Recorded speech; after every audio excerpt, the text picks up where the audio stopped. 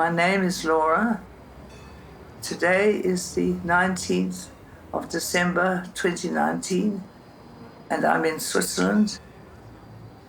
I'm here to end my life in the most wonderful, peaceful way by just going to sleep with my loved ones around me. This is my own choice.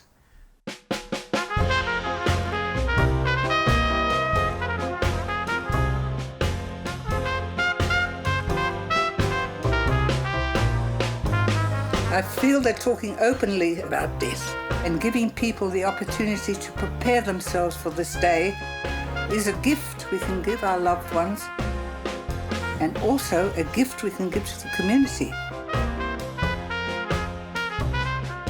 This needs to be made public, and the most effective way of making anything public nowadays is not to write a book, is to make a film. And I am very, very privileged to have a daughter and a granddaughter who are filmmakers. Therefore, I feel really almost obliged.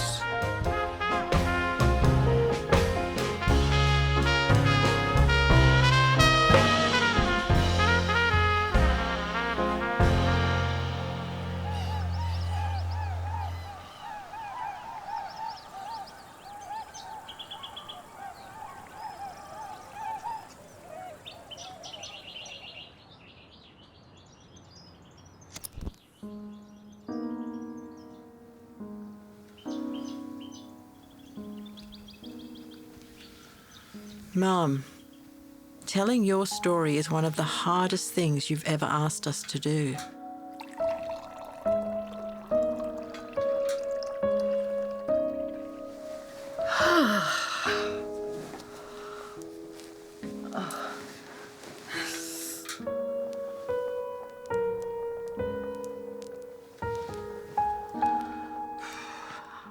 I think it started with that phone call. Grandma, when you called and asked me if I wanted to go on a river cruise with you in Europe, of course I said yes. So, tomorrow, I'm going to Amsterdam with my 87-year-old grandmother. As I'm a filmmaker, I thought I would document the entire process and make a home movie about my resilient, badass grandmother. Filming already. We get on a plane from Perth and we fly to Amsterdam, and we're going on a river cruise down to Vienna, where she's always wanted to go. I'm nervous for both of you. What about you? I'm trying to keep very calm and actually, I don't think I'm fully awake. You'd only ever been overseas once when I brought you here from South Africa 30 years ago, and I wasn't going to be there to watch out for you, so, I was really worried. But you wouldn't be cautioned. You were just so determined, like, get out of my way and let me go.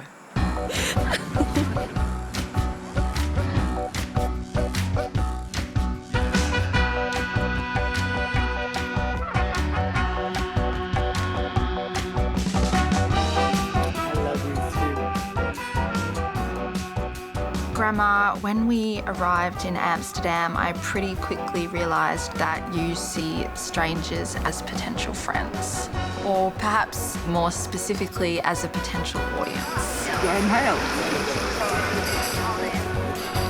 The way you smoked that joint gave me a whole new level of respect for you.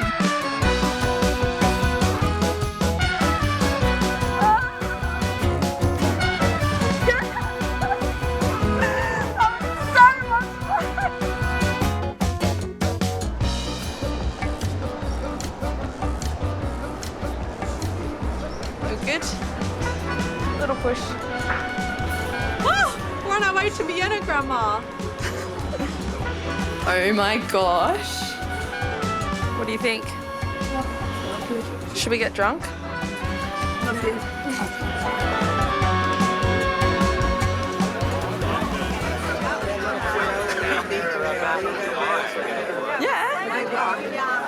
How many young people in this family? I don't want to hang out with young people. I want to hang out with you.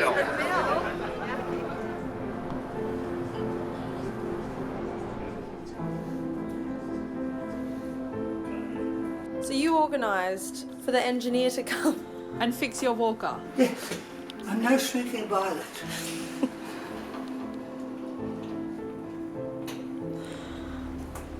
You chose this cruise because it would take you to Vienna, the city you'd always dreamed of. You signed up for every walking tour. You wanted to see and do everything. See the inside, everything is made of wood. You're amazing. Did you know that?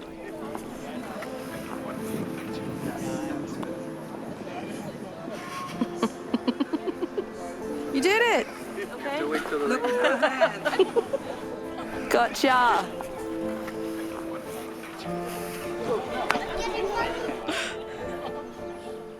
But you tired easily, and I didn't know what I was doing.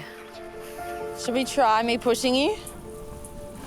Which way are we going? That way. So sit down. I'm not going to push you backwards. Push that way. This is called Granny Cam. No, am I focused? You're in focus. Okay. Ready? Wait, hang on, let me get my feet up. Okay. 3, 2, 1. Oh, wow. I'm going to go on the bike path.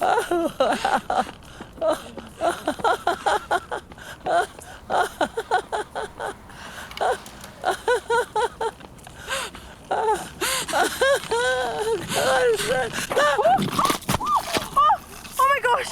Are you okay? Are you? Oh my gosh! Oh my gosh! Help!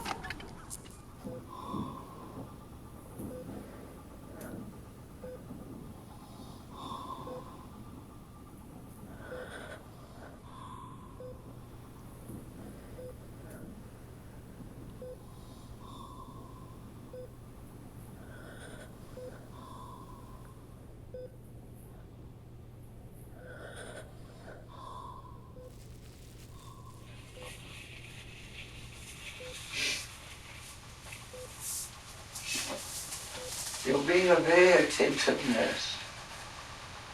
I really love you.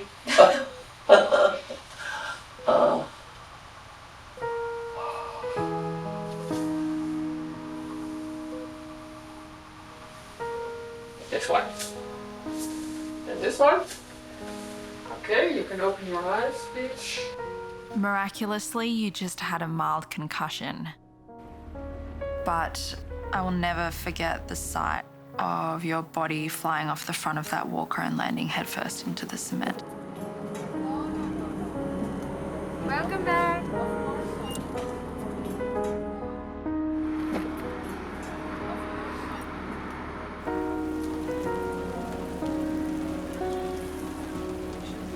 I felt like it was now my mission to protect you from harm at all costs.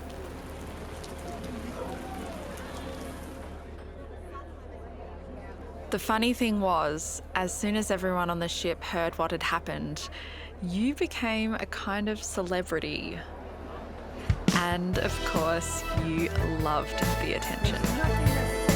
Oh, another turn. Oh la la.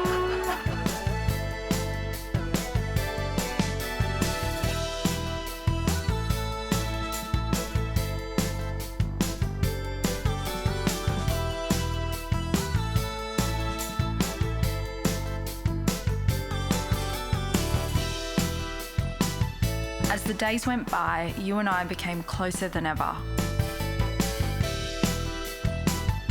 There was lots of hopping on and hopping off of buses, beautiful architecture and fun parties.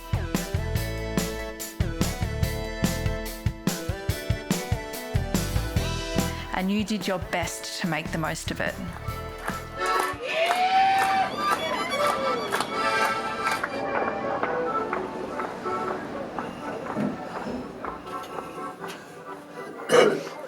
But I didn't realise that something serious was happening to you.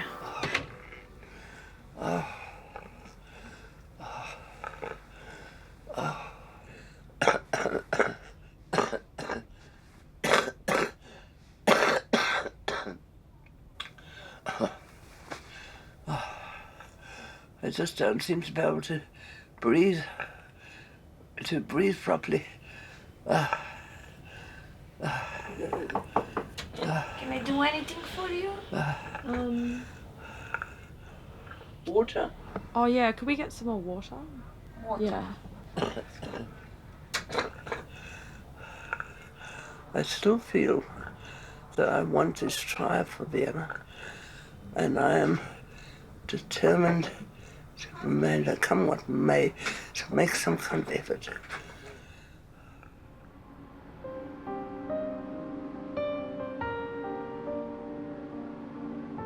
There was no doctor on the ship, and as we arrived in Vienna, the coughing got worse and worse.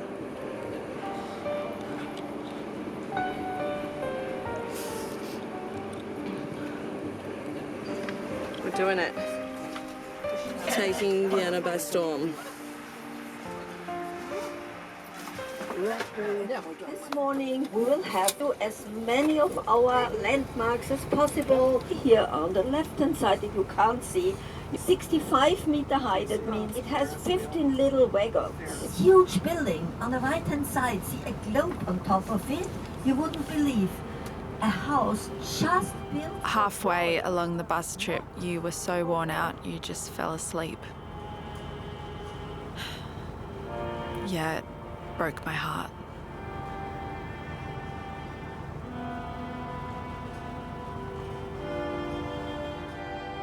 The bus stopped and everyone got off for a walking tour of the city, but you couldn't walk further than 20 metres.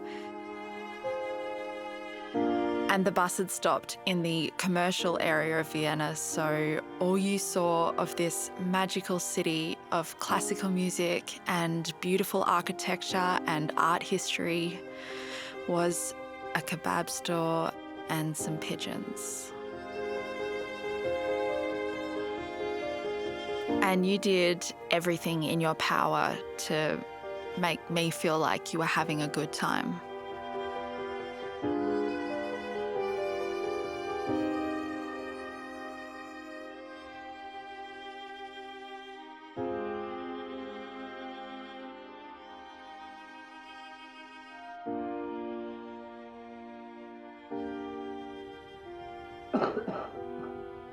I finally called for a doctor.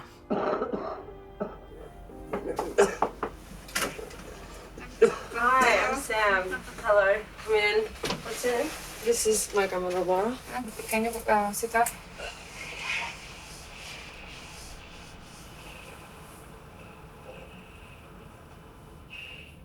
You have very bad pneumonia.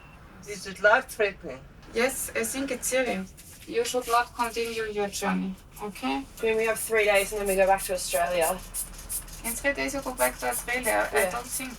I don't know, but I don't think. What do you mean? I don't think that she can go.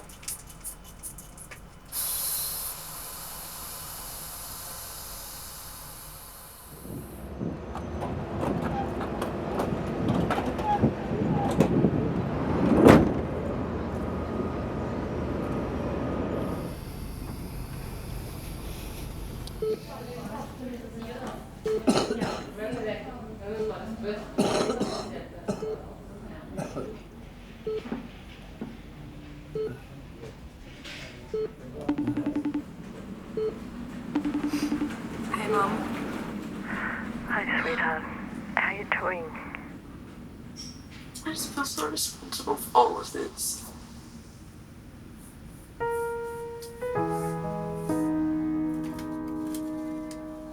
You had to stay in hospital and we didn't know how long for, so we left the cruise.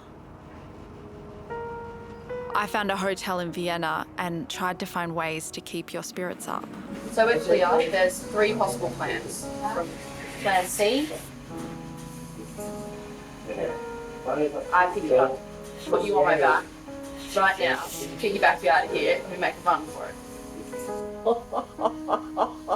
Okay. 3 options. Friendship. Plan I C. want friendship. Not anything else. Friendship. To pass the time in hospital, you started telling me stories about your life. This is Cape Town. This is where Mum grew up, and she just loved this place. She always said this was the happiest 10 years of her life spent as a little free spirit on the beach. So this is her parents, so that's Alice, named after Alice in Wonderland. Oh my God, look at that hat. She was from English aristocracy. This is Richard. So that's her dad. God, he looks so severe. He was a composer and a musician, and he played in the South African Orchestra, and he brought music into her life and culture. He was a free thinker, and he encouraged her to be one. He's the one who told her about Vienna, the home of classical music. So being in Europe was a lifelong dream for her. And then she went on the stage as a young woman. And I love that photo. yeah.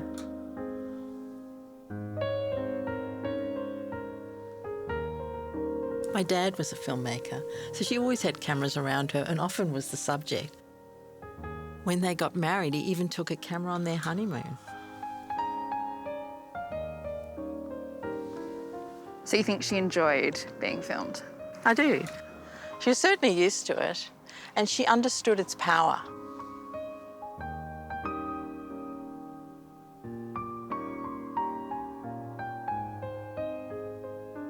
She never wanted children, but it was the 1950s, so when she became pregnant, she had to give up her hopes of a career as an actor. And here she was in Vienna, and she spent 4 weeks in a hospital bed. Well, she hated being in hospital. She was severely unhappy, and I started to see a side to her that I hadn't seen before. She's not a good patient. I've nursed her through, many illnesses and a terrible trauma before, and she is not good when it comes to losing her independence and having people take care of her. She really hates that.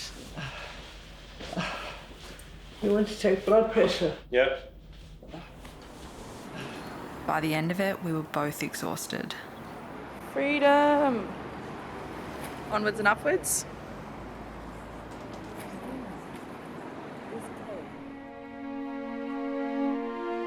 Before we left, I tried really hard to make up for the disaster of the trip.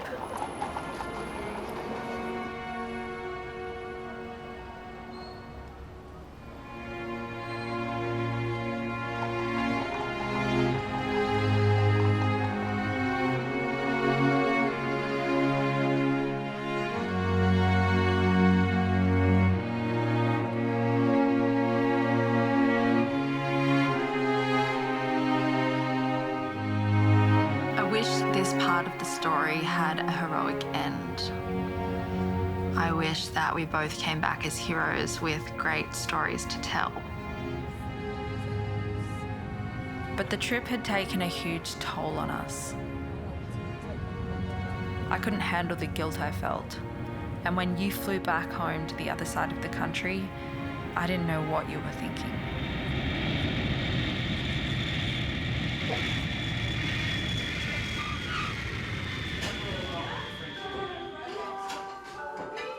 Mum and I spent Christmas together with friends, but we both felt your absence. Honey, what are you doing? I'm doing embroidery, something for Grandma for Christmas, which is the Ferris wheel in Vienna. And here in this carriage, you can see I've put Grandma and I. There we are.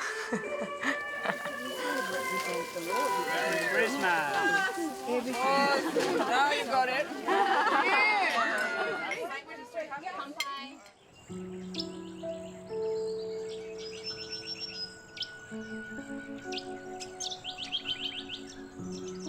Okay, I'm rolling. When my mother came back from her trip to Europe, she had had pneumonia over there and was a very serious bout, and she had some transition happen to her where she suddenly felt very old.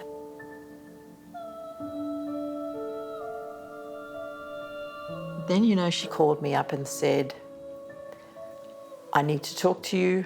bring a camera, I have something I want to say. And that may seem like an odd thing for a parent to say, but I have already made a film about my mother when she was sexually assaulted in her house in South Africa in her 60s. There was a slow awakening there that perhaps somebody else could be interested in my dark secret, my nightmare that I've been trying to sweep under the carpet. The film was a search for justice. It had a big impact, and she saw that. So she was not unfamiliar with the idea of using a camera to tell story. So she asked me to come over and bring a camera. Yeah. And just call me, if you want to debrief. Okay.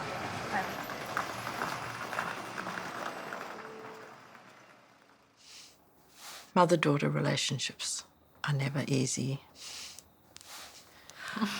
But mine with my mum was, was particularly difficult, challenging. It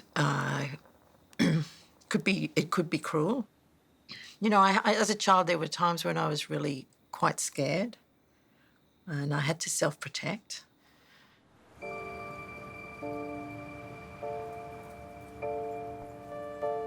When I got to Ballina, we talked for days, with you trying to explain to me how your whole attitude to life has changed. I tried everything I could to cheer you up, but it didn't work. And then you said, "Can you switch the camera on? I want you to record this." Is my hair all right? Do I need to go and check up anything? No, you look fine. So what do you want to say? I am 88. I've already passed the age where I passed all my allotted time, and I suppose I could live to 100. But if I go on, I will simply start losing my own faculties, and I will start to be very dependent. I'm starting to feel dependent on other people right now. I'm afraid that trip was really the end of me. My eyes have lost their sparkle. I've got a sort of permanent headache. I'm not able to work up the interest in anything. It's not fun anymore. That's why I asked you to come. I wanted this trip to be a goodbye. So she told you that she wanted to end her life? Because she wanted to do it then. She actually imagined that this was going to happen on that trip, and that Oh my God. I thought, you see, I'd been through this before. Can you talk me through that? Yeah, when I was 14, she tried to kill herself. I had to walk her around the living room till the ambulance came, and I mean, as a 14-year-old, that was pretty terrifying, but I realised later, or perhaps my father said, it was a cry for help. And then later in life, when she'd been through a terrible trauma, she kept threatening to kill herself. And again, it felt like she wanted just more attention from me. So I just thought maybe that was what was going on here. I just wasn't sure. That isn't easy for me to just hear that. Do you want me to talk you out of it? No, I don't want you to talk me out of it. I definitely don't want you to even attempt that. She was very calm about it. You know, it wasn't like she was distressed. So when she showed me the pills, I mean,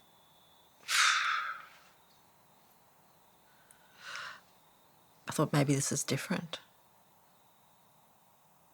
I've managed to get my doctors, managed to get the doctor to prescribe sleeping tablets for me, which I haven't taken.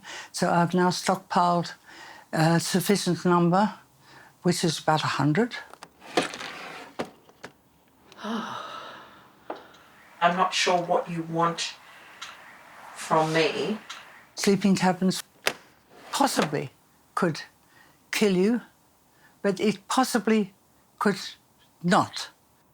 So if you put a plastic bag over your head and then you are depriving yourself of oxygen, that is absolutely certain.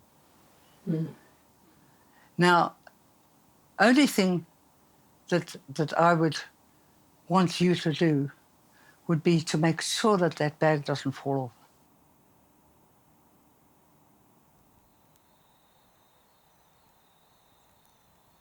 I'm sure I told her I love her plenty of times and that, you know, I want her to stay around and that I'd like her to live longer and those sorts of things.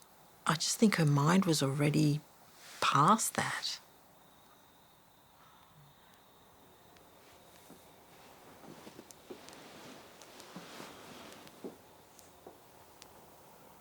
I certainly don't want to be in the room when you put a plastic bag over your head. I just don't think I can handle that. I'm trying to be considerate, Cathy.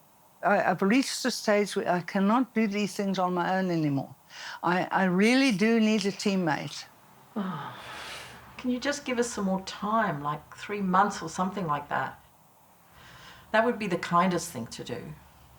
Mm-hmm. So you need about 3 months' notice? At least. So I couldn't do it on this trip.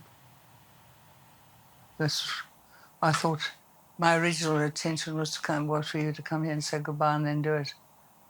But that would be too much. I do need to tell Sam.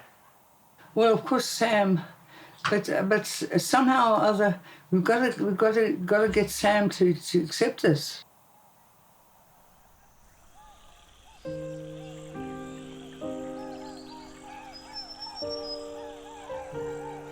The whole thing was just so weird and confusing, and I was thinking, Mum, what are you doing? I don't know how I told you, but I just remember that was a really difficult conversation to have.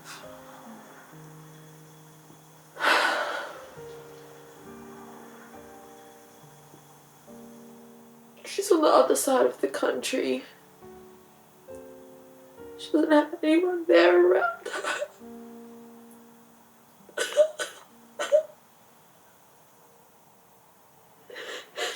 I'm just so sad. All I wanted was to give Grandma a really nice experience, and I feel like I failed so fucking monumentally.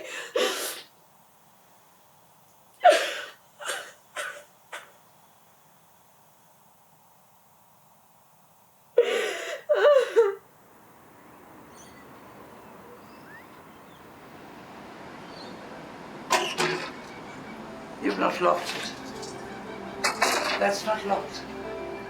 The door, you just have to drop the cats. Like that? No, here, lock it. Locked.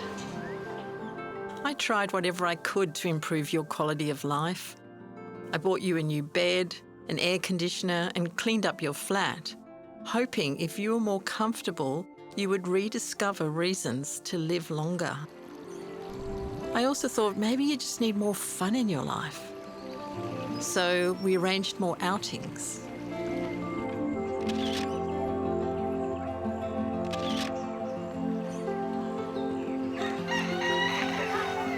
I thought that maybe if we loved you enough, you might change your mind. Look, Laura!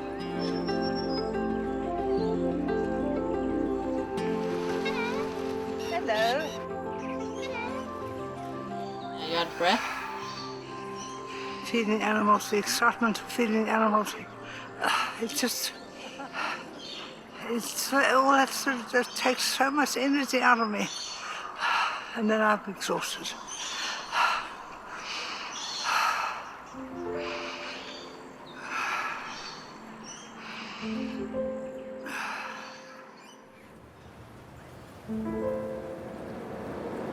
Where are we going, Sam?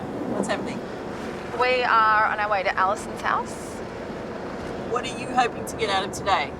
The blood.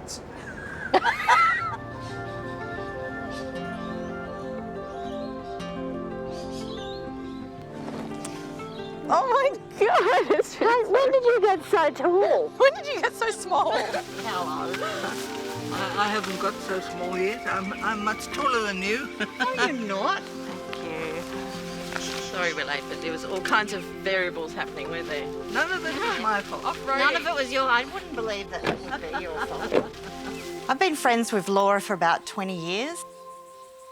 When she first told me that she was going to end her life, I must say I felt really apprehensive about it. I thought maybe if I visited her more, or she got on a scooter and went for rides and we got an electric scooter, that might solve it. But that's not what she wanted to hear. I'm quite definite that I have reached a stage now where I don't see that sticking around I'm going to achieve anything more. I mean, old age does not get better. It's not like you can't mend like mending a fracture or curing a cold. It just gets worse. Very clear. I thought of throwing myself off something, and then I thought, no, I'm going to survive that. Well, that's what happens. There's one thing that I'm absolutely definite about, and listen to this. I do not want to go into a home. We hear you. We hear you. Okay, Right. that's not going to happen. Yeah. All right.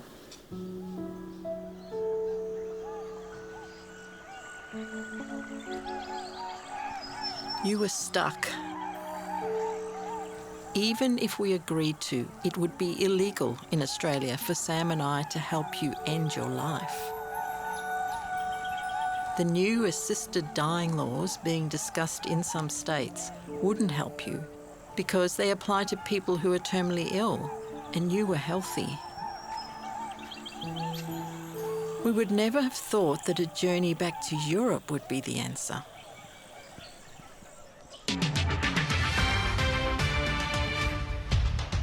David Goodall is a long way from home. At the age of 104, he's travelled from Australia all the way to Switzerland, where it's legal to get help to suicide. At age 104, are you happy? I do, pardon? Are you happy? No. No, I'm not happy. I want to die. Dr. Goodall is a long-time member of Exit International, a group which campaigns for voluntary euthanasia. At the airport in Basel is Dr. Philip Mitschke, the founder of Exit International. Switzerland is a very unique country. And whereas they were acknowledging, like most places, that suicide is not a crime, they went a little bit further to say that assisting a suicide is also not a crime unless it's provided for malicious or evil purpose.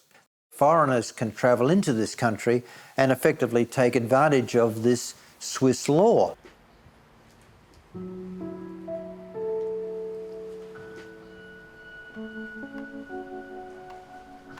When I first started to research this, I found that there were 3 places in Switzerland that were offering to do this service. I knew nothing about any of them. I didn't know which to approach. I wrote to Philip Mitschke and asked him for his advice. Eventually, I decided and picked on one. I just don't know the logistics of it all, and I need to know how to get started. So what do I do? Writing the motions, talking. I don't need to know any of this. Go away. Dear Laura Henkel, please register online on our homepage. Wait a minute. I'm trying to get it backwards. What's happening here? Dear Cathy, this whole business of getting to Switzerland is stressful and cumbersome. The backwards and forwards of documents is so time-consuming. And I've got the email on. Tell me, how can I make this better, that I can read better? Technology has made an idiot of me. Scrolling by itself without me touching a damn thing. I very often feel complete despair at being unable to, as they put it, simply follow the prompts. I've sent her a copy of my passport, my divorce agreement, plus the other document. We could do nothing but watch you power on. I have to be of sound mind. I have to be of sound body so that I can go to Switzerland. If it was available here in Australia, so much of this would fall away. We didn't know if you would even be accepted by a Swiss clinic and hoped that maybe you wouldn't. And then I heard about a young woman called Belinda and her story about her mother.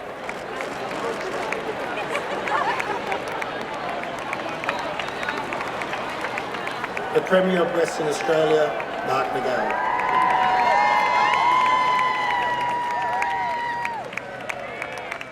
Belinda has walked 4,500 kilometres and she has done this on the basis that she'd like to see other people across our community not go through the extreme pain and agony that her mother went through when she passed away. My mum was crumbling before my eyes. That day, her oncologist broke the news that she had several weeks left to live. In response, she asked her doctor, "Can you help me to go quicker?" Her request was denied because we don't have a voluntary assisted dying law in Western Australia. She went on to die in a way that will haunt me for the rest of my life. She died with her eyes wide open, rasping for air, and spent her last 4 hours on earth, twitching. There are some things that we cannot change, and then there are things that we can.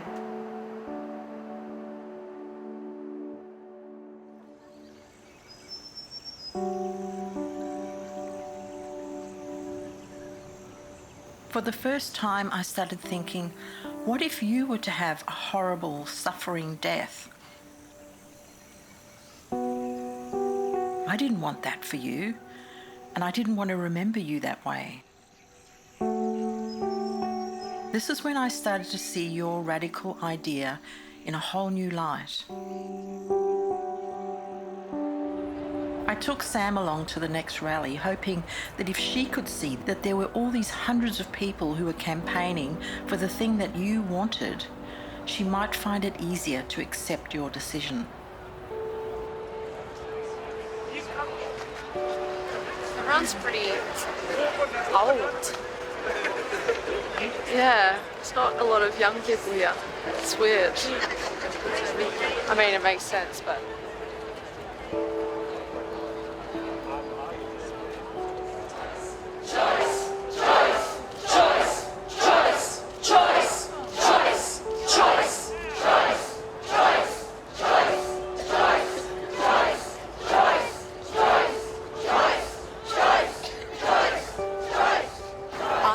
hope for a future where we can one day look back and say to each other, how did it take us so long? I hope for a future where we are no longer scared to look our colleagues in the eye and say those words that are sometimes still so hard to say.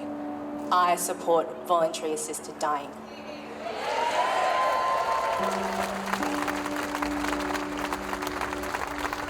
Thank you so much, Belinda. I felt for them, that they really just wanted the right to die without suffering.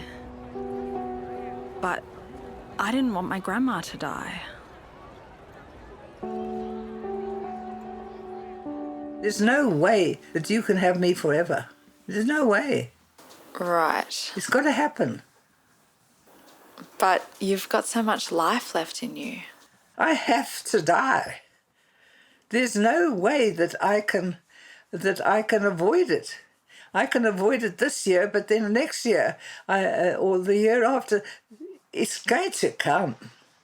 And I would rather face it now when I am compos mentis and prepared for it.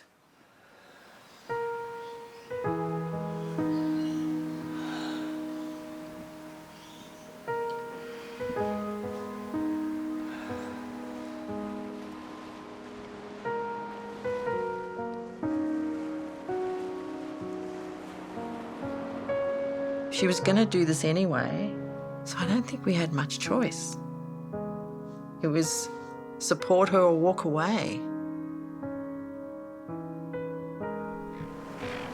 I think that's when we thought we need to get a bit of expert help here. We don't know what we're doing.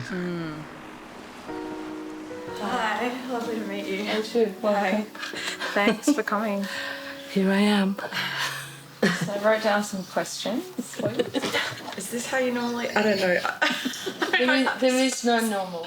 So I've been working with people for 25 years, people who are dying, families like you who are anticipating that experience coming, and families who suddenly have someone who's died. Okay. But people who I do want to tell them what's going on, like, do I say my grandma's committing suicide? You don't say that ever. The term suicide means kill yourself, and the phrase commit suicide is left over from when it was illegal to kill yourself. That phrase, commit suicide, is just completely not helpful at all. She's choosing to die on her own terms. Choosing to die is what we replace it with. Yeah. Laura seems to, when Sam and I are asking her, what would you like to do? She goes, nothing. So we're kind of having to come up with things. Come up with what sort of things? Things to do with her, like, you know, things that we can share. Activities, you mean? Activities or, I don't know, it's just... Why can't you just let her be? It's not your role to be activity organisers, I would say. I mean, most people of that age, they're having an inner journey, really. Their body's tired, they've lived through lots of different experiences, and especially for someone who's really looking towards dying, that's their intention. They don't want to be distracted generally by trivial other things. And part of a grandparent's role is to teach the grandchildren what it means to lose someone that you love and how to die in order to prepare you for when Cathy dies and your other parent.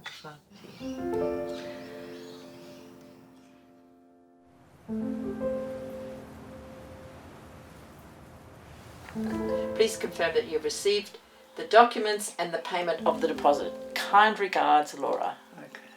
Press send. High five. Press send. It took you 6 months to get your application for the Swiss clinic done, and now you wanted the world to know your reasons. And so you wrote your manifesto. Oh, come on, where's it now? There it is. This is something I've written. Euthanasia for all. In quotes, an ideal for which I'm prepared to die. And the right to take responsibility for my life. Those are my headings. I'm not afraid to die, but frankly, I care very much how it will happen. Like most people, I shudder to think of the gruesome ways I could suffer in death. My mother had dementia and put herself to bed for 15 years. She had lost interest in everything and would cry bitterly that she wanted to die. If it happened to me, I wouldn't know anything about it. I have a horror of not knowing who my wonderful daughter or my clever granddaughter is. Before it happens, I would honestly rather die. The situation now is that friends, family, and even doctors are asking me, when am I going to move into a retirement home? Never. I've been independent all my life and view with utter dismay the prospect of being entirely dependent on someone else, no matter who that might be. Dollar, come on. You can do it. Come on, puppy. Oh, we would have laughed as he rolled down the hill. Would have made great footage. I'm sure it would. I'll never forget Sam's face when I. That's the first thing I remember when I landed on my face all smashed up and everything. And I look up, and there's Sam's face, and I think, my God, poor kid. I have to help her. I think she suffered emotionally far more than I did. Because I suffered physically. She didn't suffer physically, but she was devastated.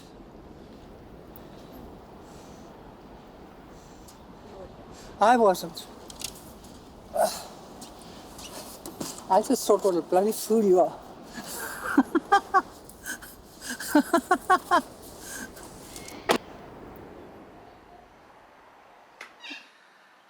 All right. Shutting up. There is something that I really need to say to Sam. And it is part of this film, and I have been avoiding saying it. Now, Sam, I love you very, very much. You know that, don't you? And I don't hold you responsible for anything. But from the moment that after I had that fall, everything went pear-shaped for me. I got pneumonia because I couldn't cope with the thing, and I couldn't cope with being trapped. And in a lot of ways in Vienna, I behaved really badly.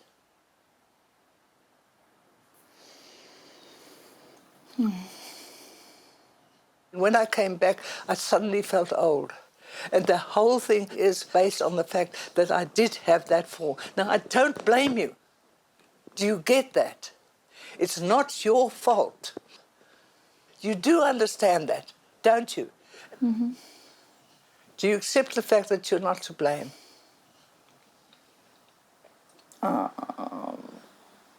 Maybe. I mean, you were there, you were instrumental, but you're not to blame. Yeah, I mean, yeah, and this is really hard.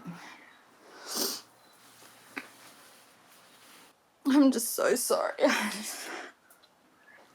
But don't be, this is not what I want you to do. You see? I know. You don't have to be sorry. I just want you to forgive yourself.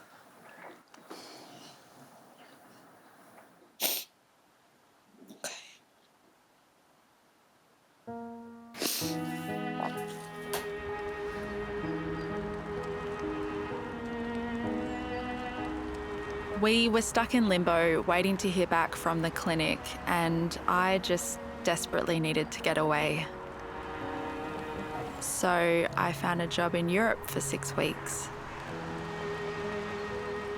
I wasn't even in Switzerland, but somehow it became my job to find out if your application had been approved.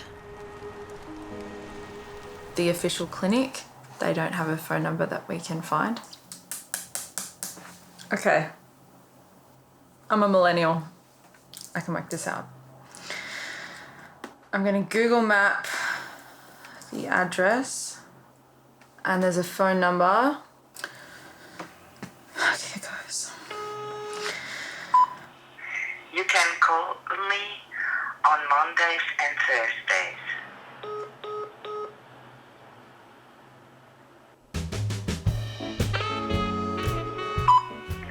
You can call me on Mondays and Thursdays. But it is Thursday. Okay, let me try without the 0. Sie hebben de telefoon beantwoorden voor de klokjesdokter en van dokter Cathy in Bierbakken. I wonder if I can play it into Google Translate. Sie hebben de telefoon beantwoorden voor de klokjesdokter en van dokter Cathy in Bierbakken. Fuck. This just should not be so fucking hard. This is insanity. Like, what if this takes so long that she develops dementia and then doesn't qualify anymore? This is my 4th attempt to call this number in Switzerland. Hello, is this Dr. Erica? No, I'm the secretary.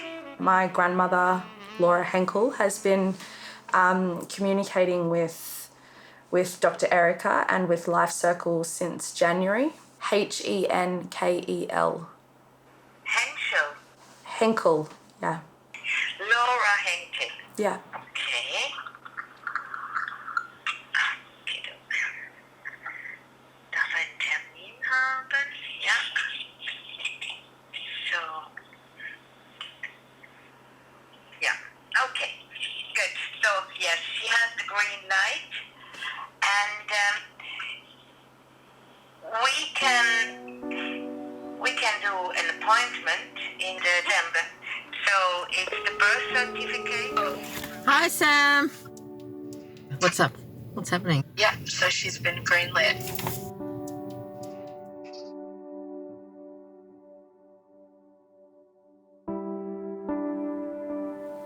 This email came in the last few days.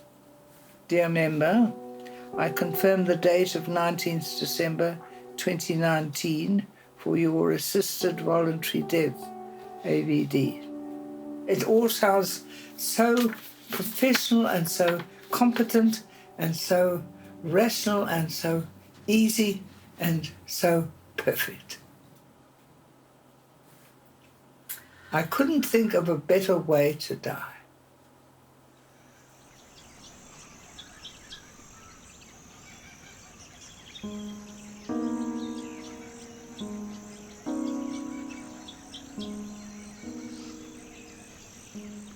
It was completely surreal. I just remember looking at the calendar and going, I've got this many days until you die, Mum. Having the date confirmed definitely made it real, and I think that's when the grieving started. The medical professionals, they should be talking about saving people from suffering. Within weeks of getting the green light, you were telling all your friends about it. I think it's a tough journey, and I wish you... It is a tough journey, and it's always a tough journey when you go against a convention. My biggest anger about this is why you have to go to bloody Switzerland, drag everybody with you, all the cost, expense and hassle. It drives me nuts. It's not ideal. It's not a good thing. It is absolutely ridiculous. That's why I feel I must make a film. Yeah. I want to make a film about the subject. Now, I am blessed. I'm privileged. I'm having two filmmakers in my family. Yeah. I feel almost obliged to use it. Yeah. Okay, good on you. Good on you. Because and not only.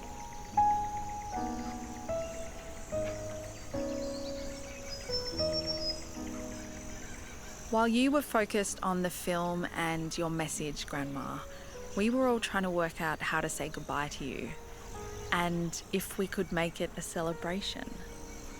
I thought that maybe she would love to have a farewell party, and I thought the best thing I could offer was to hold it here at my house. She loves it here. She loves Terry, my partner who built the house. Oh, can you give me a big hug? Nice to see you. I just thought this would be a fitting end to this wonderful friend's life. Laura, yeah, we're here to talk about and plan your celebration. Right. This is what we're having instead of a funeral, right? Yes. So at a funeral, it's like you write this beautiful speech that you share about the person who's passed and they don't get to hear it. So this is an opportunity for us to say it to you. I just had an idea. Oh, We dress you up like Santa Claus. We'll back you on a throne. And we have a row of people all waiting to come in and say goodbye. What happened to the Mad Hatter? Oh, yeah. She could be the Mad Hatter sitting in the chair. Hey, She could be the Queen. This is becoming quite weird. It's reverence and comedy all wrapped up in one. That's how you'll slide all the way through this step. Yeah. With funny moments and really sad moments.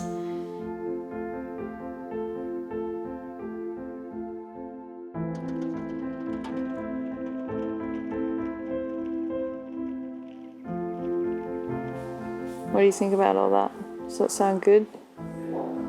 Yeah, well, I'm glad I'm not organising it. Yeah. Thanks. We'll remember this forever, you know. Oh, well, that's wonderful. That's wonderful.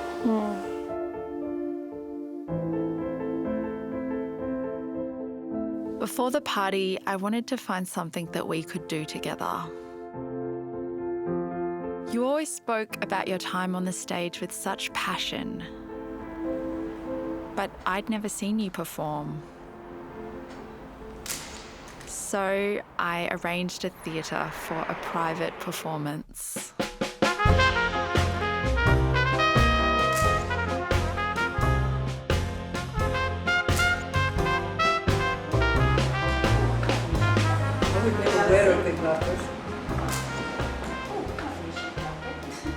You do look, my child, in a moved sort, as if you were just made. Be cheerful, child. Our revels now are ended. These our actors, as I foretold you, were all spirits and are melted into air, into thin air.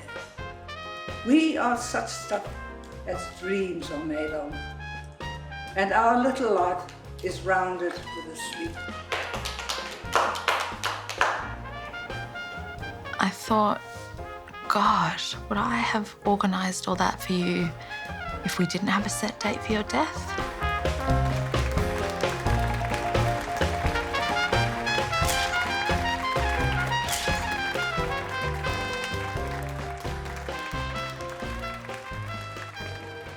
There was one other thing that I wanted to do for her. So when Mum was packing up her things when she knew she was going to be leaving, she found this score. So her father was not only a player and a conductor in the orchestra, he was a composer as well. And he wrote a piece of music for her called Kubla Khan. Wow. He left it to her, but it never had seen the light of day. So I began working on a secret project. You know, when you know someone's dying, you want to do all those things that you'd really like to do for them. And we had that chance to do that because we know the date. She has no idea this is happening.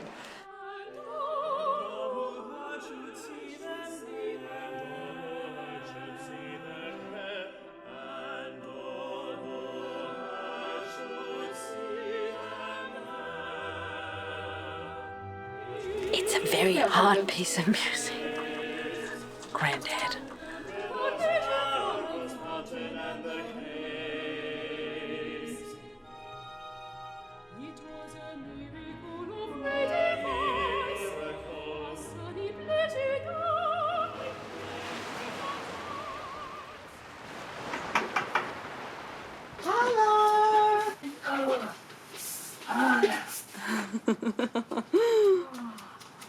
I think we might have dug something up that might be your bucket list. What? A thing called Kubla Khan. Oh, Cathy. Oh, my God. I must be meandering with eyes emotions through wood and dale, the sacred river ran. Then reach the caverns measureless to man, and sank into a lifeless ocean. A stately pleasure dome, a stately pleasure dome.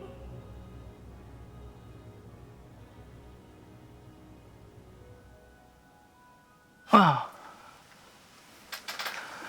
Really, wow. Thank you so much. Thank you so much for giving that gift to me. Thank you so much. Thank you. Really. Is there any chance of hearing it again?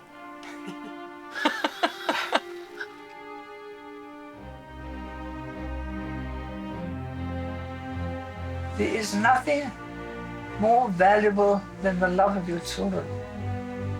Really. If you've got that, you've got everything.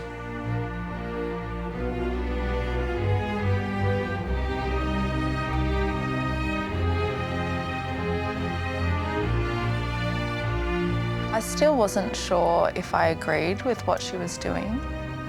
It just felt like there was a freight train going and I was like, who am I to stop this?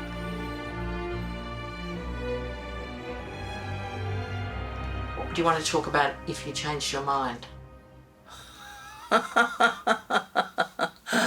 Well, I can tell you that there's not a hope in hell that I'll change my mind because what's the alternative? The alternative is all the things that I've been telling you that I dread. The alternative is for me to become this horrible, undignified bit of trash, or to go into some kind of institution and be abused.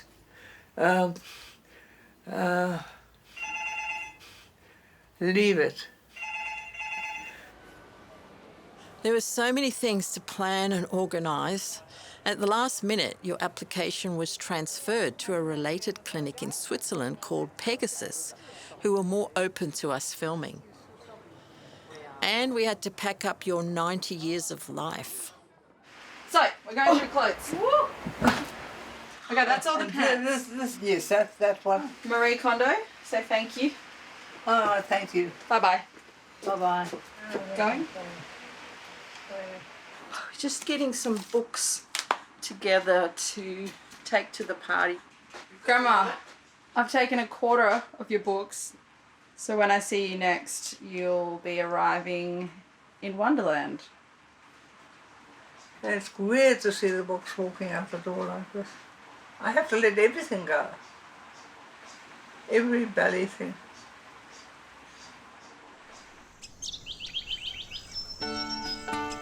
Tequila! I can't believe the crazy lead up to this party. Thank God Sam was here to help me. We've been running around like mad things, doing those last little bits. And luckily I got time to rush in and get something nice on. I don't want to offend you guys. I feel exactly the same as I felt before. I don't want her to go. I get why she's doing it. I just, for selfish reasons, don't want her to go because I like her. She's fun. I hope she changes her mind. Hello. Welcome to Wonderland. Yeah, I've got a tale to tell as well. Hello, everybody. Hello, Nicolette. How are you? Okay, and you? So Lovely nice to see you. So I'm absolutely thrilled that you've come all this way. Excellent. Nice to see you. Wow. I'm very, very honoured that you should come all this way for me. Welcome. Thank you. Thank you for organising all this. Thank you, sweetheart. Right. Really lovely. Linda. Laura. Lovely to see you. I had mixed feelings about coming today. I fully support Laura's decision, but I've seen the effect it's had on the people who love her.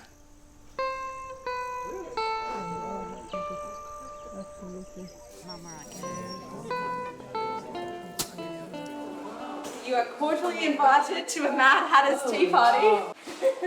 Oh, wow. Oh, wow. You know, in the real Mad Hatter's tea party, they didn't have any food. I've put your books around, and I've put some of these photos of you reading in the books so that everyone can take home a book and a photo of you. Oh. But you're not allowed to take any home. That would be a bit stupid.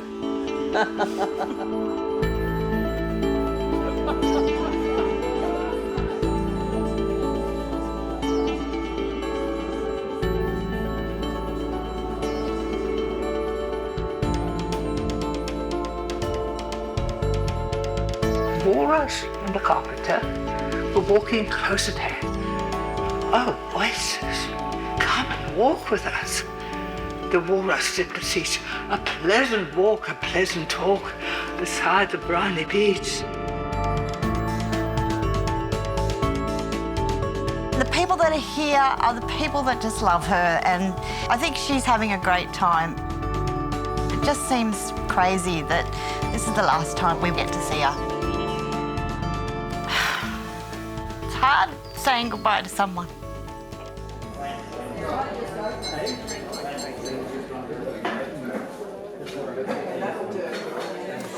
dear Mum,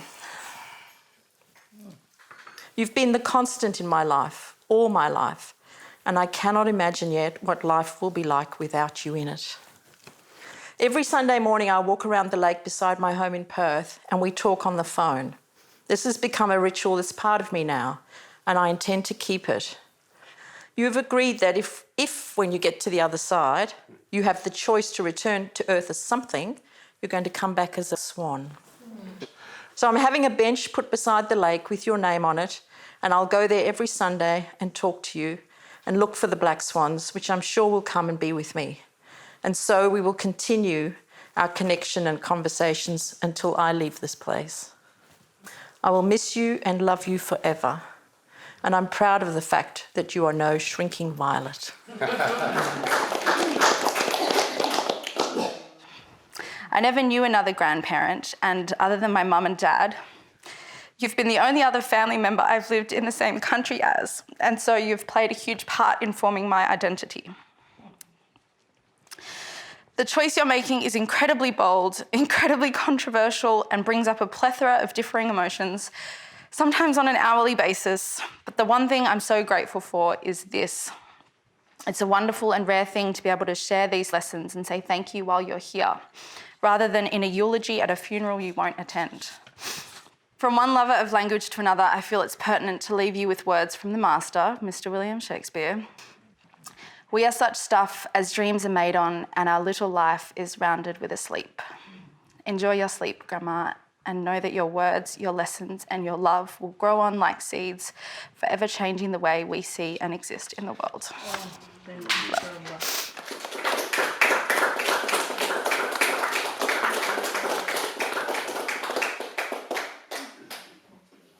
I think you all know the reason for what I'm doing here. I've had a good innings. Not everyone gets to be still around at 90.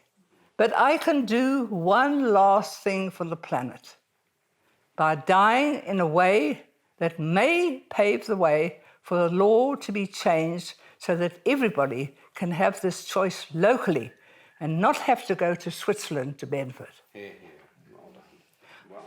So I raise my glass to my two highly inspirational partners who will carry on imaginatively after I've gone. And I'll say goodbye with love to you all, for the words that Nelson Mandela said, "This is a cause for which I am prepared to die."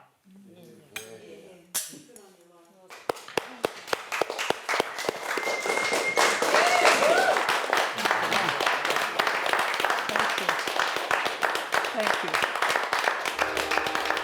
Thank you.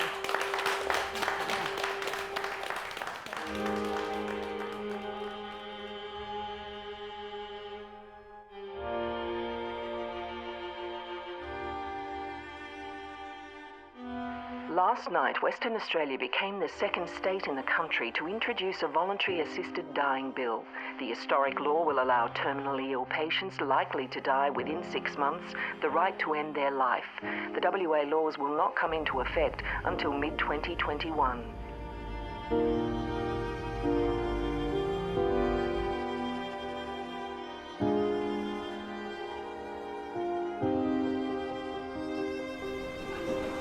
Recognise you straight away. Hello. Yes, we've made it. Oh, that's Penny. Penny, the dog. Penny, Penny.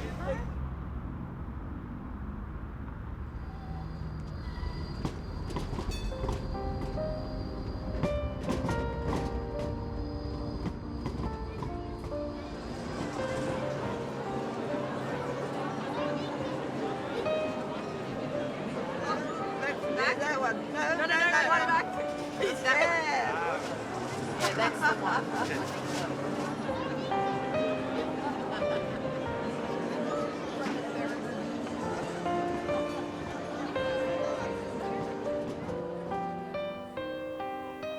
Did you buy a return ticket? We had to. We had to, didn't we? Yeah, we had to. When you contacted us, we were really pleased that you were going to do a film about Laura, particularly given your manifesto. Yeah, because really. you're basically coming in here to say it's every rational person's right and it's your right and it's rational suicide. And this is extremely controversial in countries like Australia. Yes. It's been polled in the Netherlands recently, this particular issue about rational suicide, and they're looking at legislation where every person over the age of 70 will be given the drugs if you want them. No reason needed. And you can keep it for when you need it? Yes. Then I could live a little longer? Yes, and people live longer because they stop worrying. They've got it in the cupboard. If they want to, they go to the cupboard, open the cupboard, and they can die. And that actually helps people live longer. That's what I want, because if I had that, if I've given the pill, it's there in my drawer, and I could make my own decision, I could live probably another 5 years, maybe even another 10 years. Such a good idea. This makes me incredibly sad that if this did exist in Australia, this pill in the cupboard, you would stay longer. Of course I would.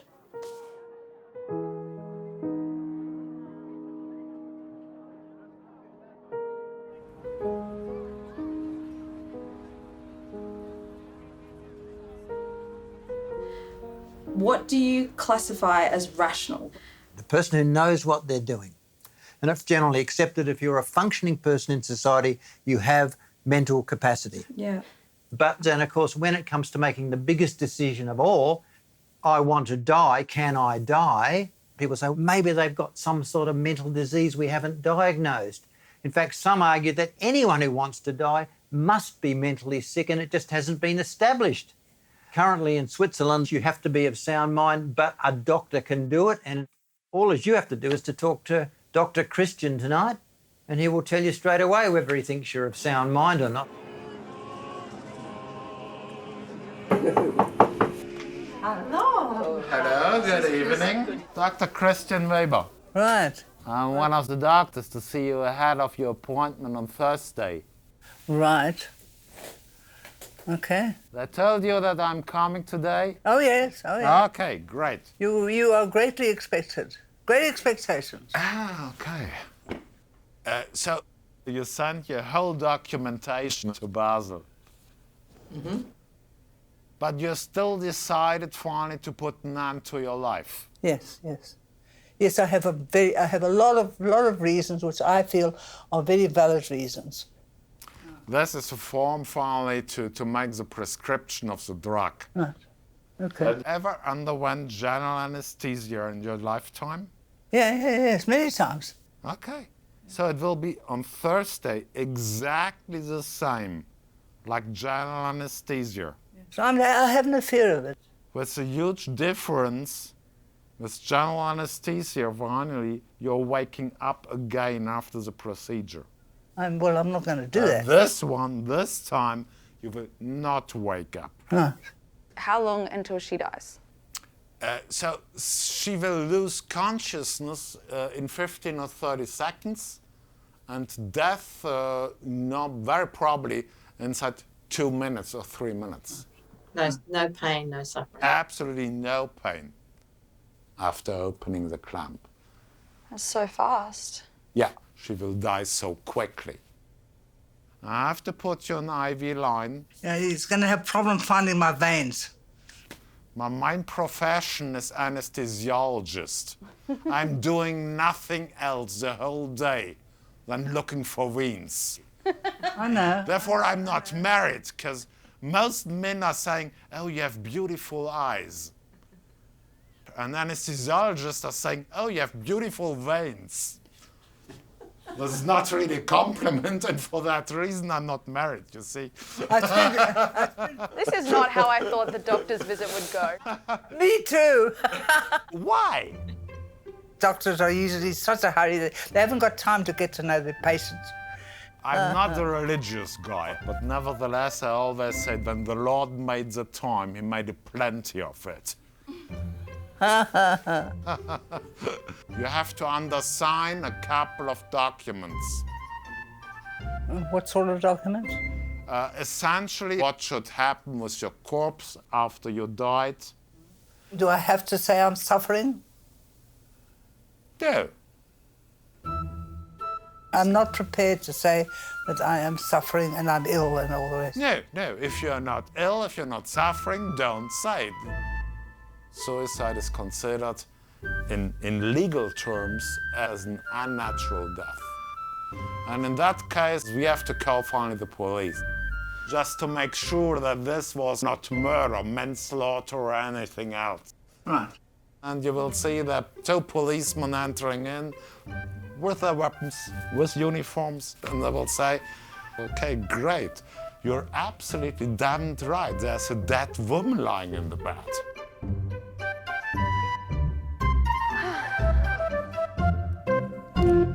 Perfect.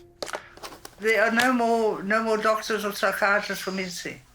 No, I think you're sound of mind. All right. Well, thank you very much. Thank you.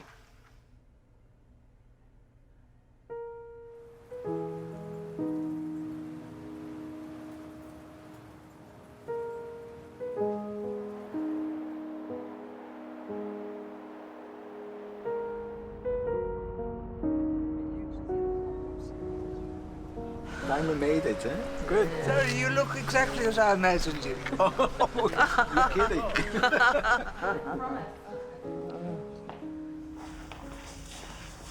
Is this it? Yeah. Yes. This is the bed where you can lie on to have the Naked, infusion. if I want to. You decide. You come in here, you lie on the bed, we set the drip with saline. And then when you say, Rudy, it's time for me to go, then we put the medication into the saline. Right. And then you open the drip, and then you fall asleep. If I suddenly decide here that I want to change my mind, can I come back tomorrow? Absolutely. You say yes? Look. I didn't expect that. It is really up to you to decide if you want to go or not. Up to the last moment when you open that wheel, you can say, oh, today is not my day. I want to get out. This is not something you can do like an industrial process. Everybody has their own wishes. And it's nice if you can accommodate that. That's the way it should be. You feel comfortable in this place? Okay. Yes, I feel quite comfortable here. Yeah. No, we can do that. That's no problem. So when somebody has to read something.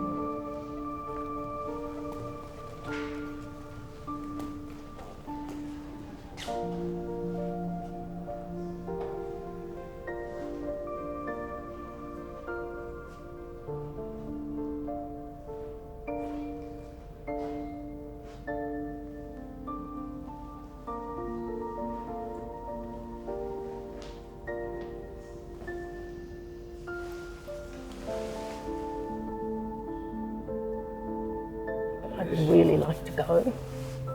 I just want to get the hell out of here. Impeccable. His French, of course, is the best. That's where he comes from. I'm really freaking out. I know. Get out of here.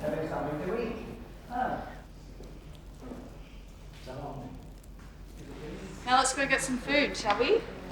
Some real food. You can't live with this.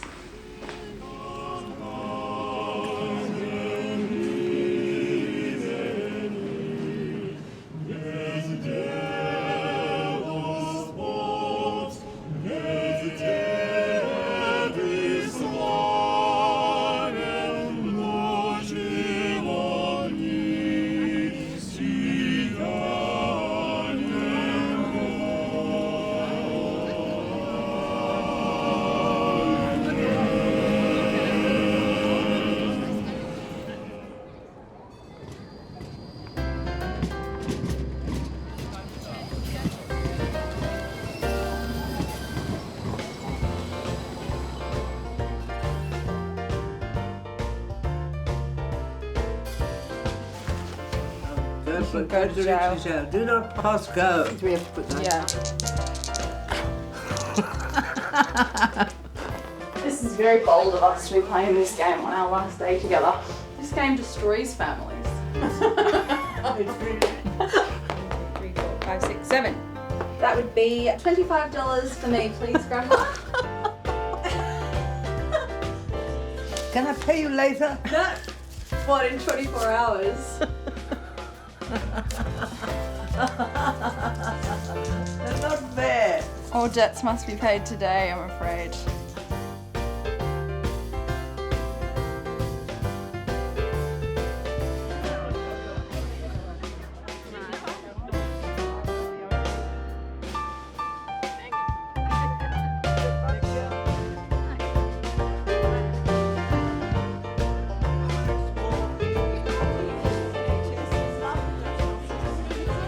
What do you think, Sam? What happens when we die? Yeah. Oh, I don't have the foggiest. Have you seen a dead person? No. No. Tomorrow will be my first. Well, you want us all to be in tears? Oh, no. No. Do not weep for me when I am dead. So, no weeping? What mood are you after? Fun. Humour. Fun and humour. Is that going to be hard? You want to burst into tears? I don't want that, but I just think like fun and laughter, we can do our best. We can do our best. I'm not going to cry. But I don't, it won't worry me all that much if you want to cry. But you don't have to cry to impress me.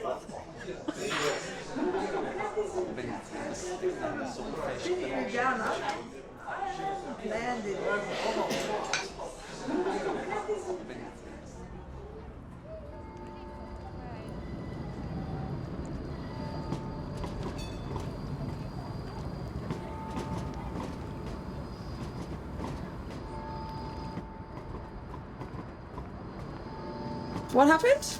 Donald Trump got impeached. Today? Today. Oh, on what charge have they managed to do that? Oh, you know all that drama that went on? Uh-huh. Yeah. Oh, it's just sort of complicated. I have to comb my hair.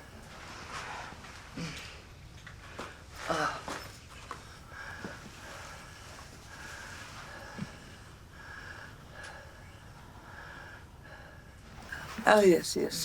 I know what I want to go. Can we start from the beginning? Absolutely. Old age. Yes, I think it's about time somebody talks about it the way it is, without all the fantasy and the hoo-ha. If I mention death, oh, you mustn't talk about that. Oh, you mustn't think that way. Suffering is good for you. It's good for the soul. Oh, okay. You suffer and I'll watch.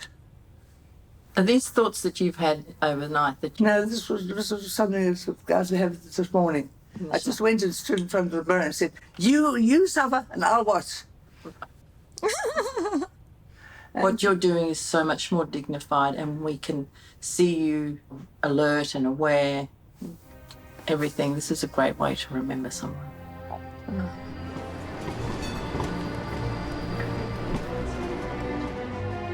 My name is Laura. Today is the 19th of December 2019, and I'm in Switzerland.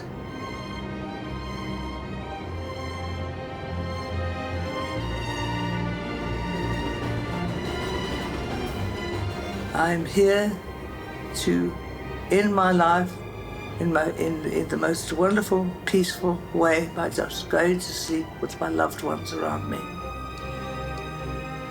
This is my own choice.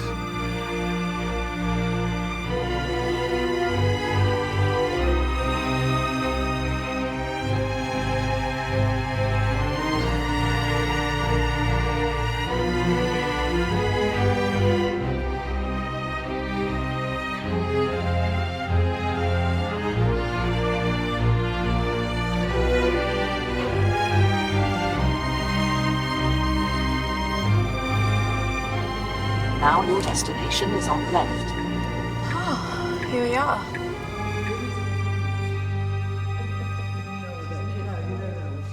Good morning, first Good of all. morning, Christine. How are you doing?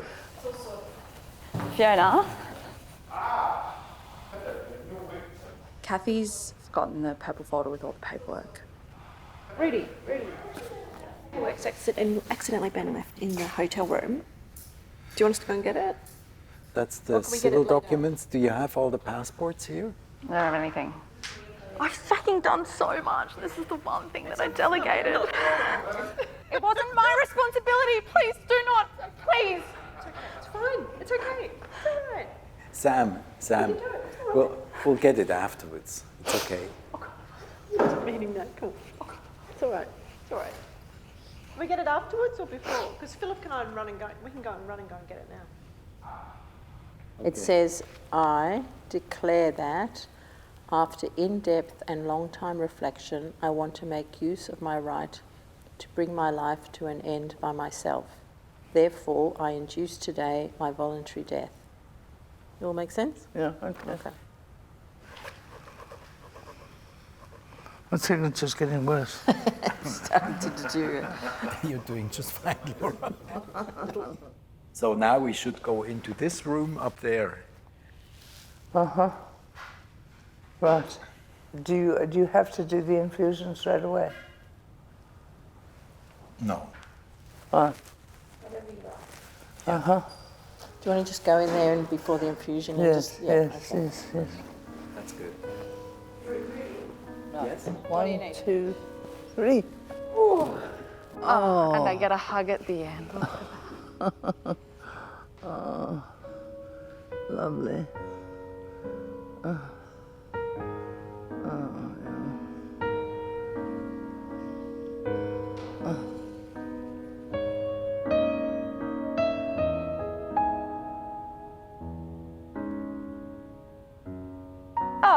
look at that. Do you think you're going to want this? How warm are you feeling? Let's take it off. Five eyeglasses. Can you give us a little bit of time before you? Sure. We will leave and you call us in. Thank you so much. Okay. DJ Sam.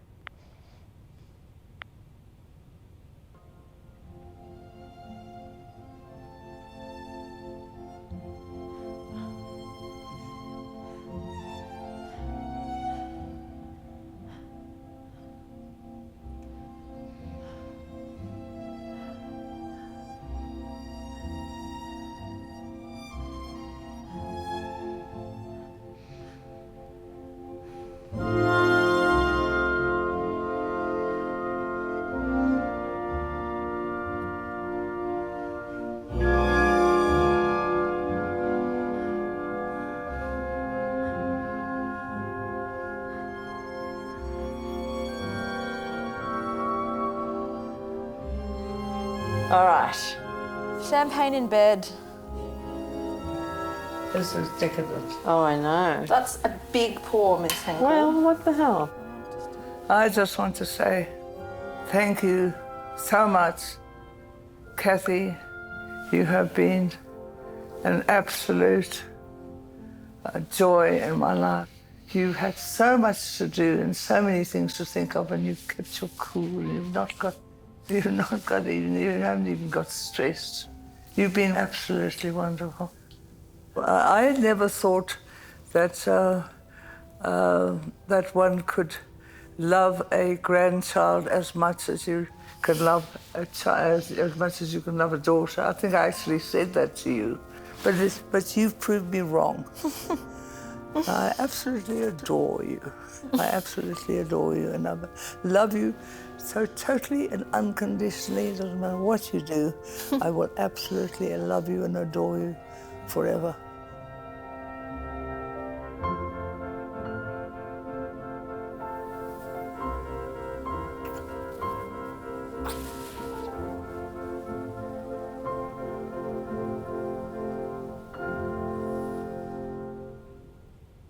Absolutely beautiful. So simple and just so beautiful. Your farewell post has had 399 shares. That's amazing. Safe travels, Laura. You're a pioneer and a thought leader. And they're just all so thanking you for your strength, your compassion, your activism. I'll keep fighting for a better world as long as I can. I think that's resonating. And there's just hundreds of these. I've written many, many times, and if I've got one share, I'm lucky. And if I get about 10 likes, I'm lucky. Now that I'm that, I think I must die more often.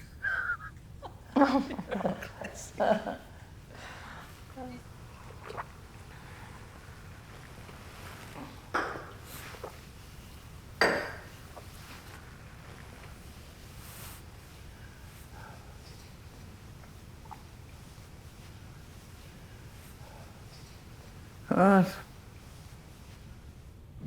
There's one good vein. Every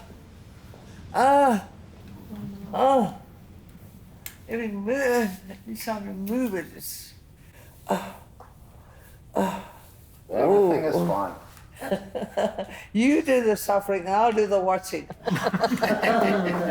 No, what you should do is to push the little wheel up like that. All I have to do is get it from there to there. Absolutely. What happens if I get halfway and I stop? It's better, Laura, if you push it up all the way. Yeah. You know. Don't stop at the halfway. No half measures, Laura. No, Laura, no rehearsals. Okay. It's good? I'm happy. Okay. What's this?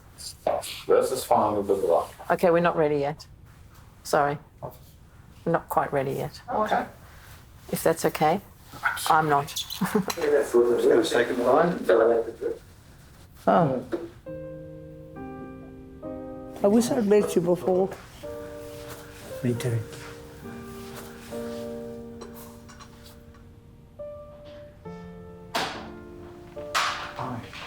Thank you for all the work. Thank you for the experience. Thank you. It was a pleasure. It was a really pleasure meeting you. That's been lovely. I really admire your braveness and your family. I'm really glad you can do what you want to do. Thank you. Thank you. This is weird. This is weird. We stuck together, you and me. We did. We were actually a very good team, I think, right from the word go. You, as a child, loved me very much, and I loved you immensely. If you hadn't come around, I probably would have been gone long ago, because life was not worth living. Thank you. You see, anything more on the logistics side that you need to know? No. For God's sake, like, where's the purple fog? No, we got all that. I'd like to have some water to wet my whistle.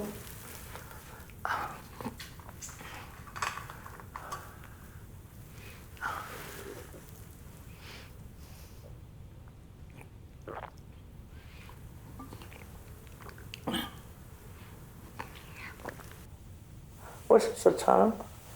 It's 2:30.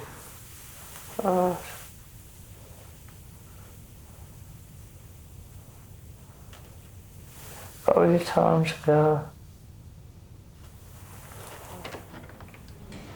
You ready? Okay. Love you so much. Yeah. Love you so much. Okay.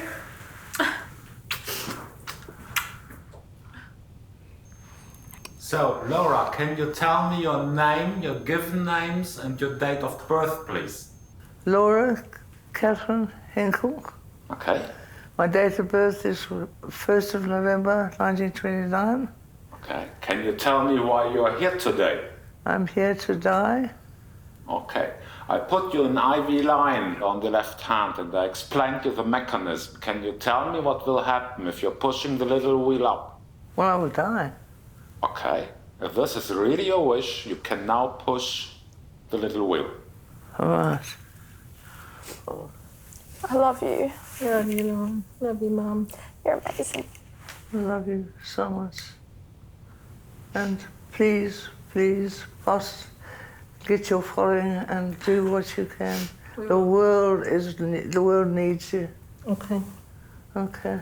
Love you. Okay, here we go. Love you so much.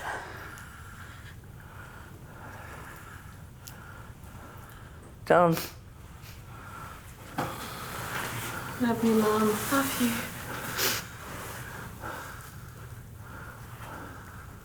I love you very, very much. I really do. Yeah. Who's behind me? It's just Christian. And us. Thank you very much, Christian. That's lovely. We love you. Good children. Sweet dreams. This is a good cause. It's a good. And you're going to make a good film, and you're going to cause a tsunami. And betcha. you're going to appear up there. Love you. Love you. Love you so much. Sweet dreams. Good night.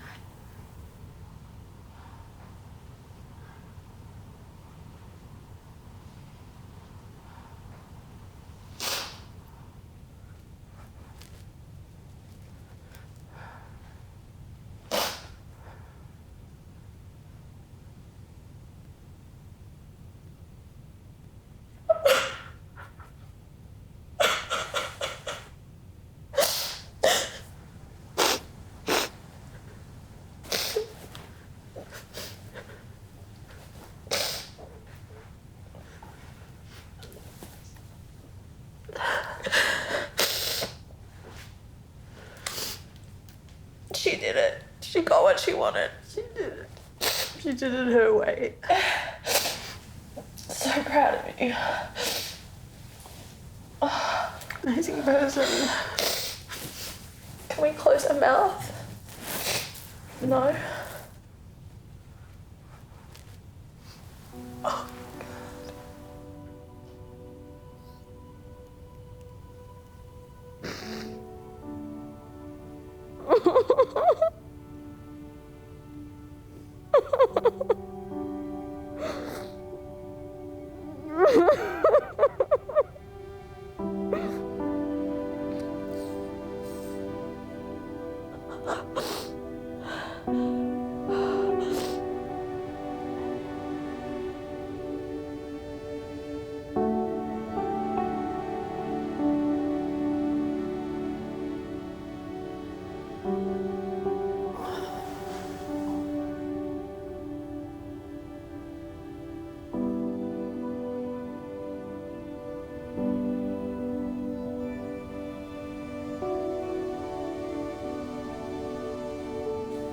What was the time of her death?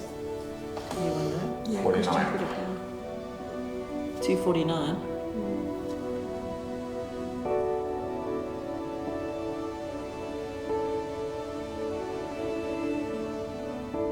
It's not really you anymore, is it? Something much bigger now.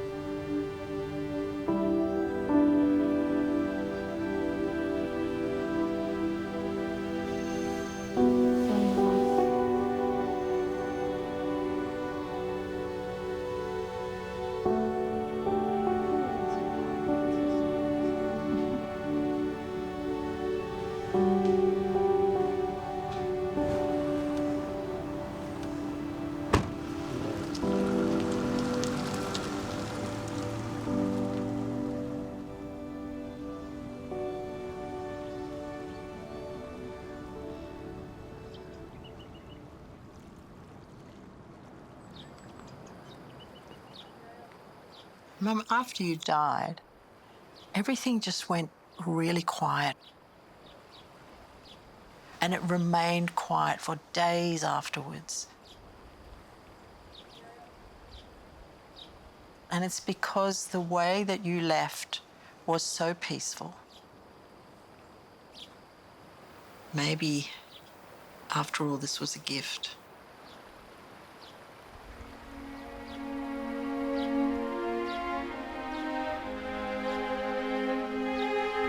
Grandma. It's still hard for me to understand or make peace with what you did. But I can make peace with the role that I played in it. You knew you were loved. We have some stunning memories. And you didn't die alone.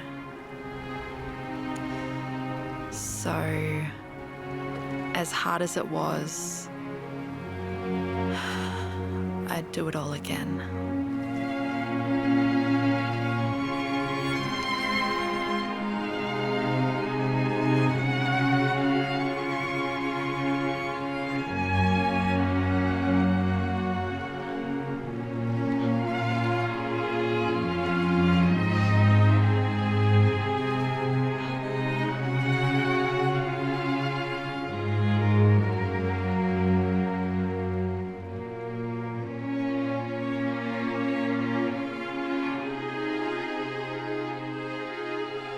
I understand things about you now that I didn't understand, about life and about death. You've shown us compassion and wisdom, and I hope that our film does that justice. And that you're happy with this film. I know you're hard to please, but we did our best.